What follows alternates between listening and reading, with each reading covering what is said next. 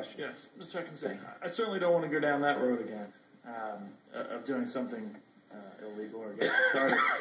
If we were to offer an amendment, which by the way I'm going to do tonight, to make an exception for those 27 employees, would you still feel that it's against the charter? Absolutely. The place for this is at the negotiations table. And how is that different than healthcare? Certain provisions of healthcare have to be negotiated, and they have to be, and we've always negotiated over healthcare. As a matter of fact, many believe that's why our salaries got so low, because year after year we've negotiated for healthcare benefits in lieu of pay increases, and I think that's what put us so far behind our surrounding jurisdictions. Mr. Fink, I know you I would say, haven't had the privilege of sitting through all the meetings that we've had over the past year and a half, myself, Mr. Benoit, and Mr. Ladd. But one of the things that came out of the committee was a report.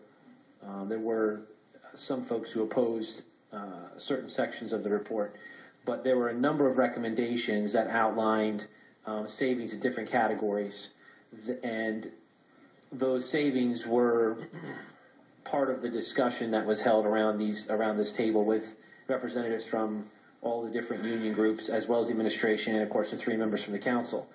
And what came out of that group was a table of options that were in front of us that was part of the report.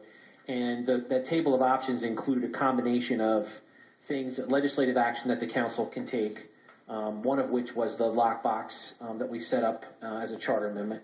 And there were another series of changes that were administrative that the administration can simply do as part of just something that's in their purview to do without asking us or asking the employee groups. And then the third set of options was something that did have to be negotiated as part of the negotiation process. And Mr. Plymire did an excellent job of drafting that table. And if your amendment passes tonight, I'd encourage you to take a look at that table, and I can give you a copy of the report if you didn't see it, to sort of get a feel for some of the things the changes that are going to be made, not only legislatively by the council, who will have options in front of us, but also changes the administration is going to make on their own, and then changes that they're hoping to negotiate with each of the units when they're in the process of negotiating each year. So I know you weren't aware of that. I apologize, but that's something that came out of that meeting that we've been working on for the past year and a half. Mr. Chairman.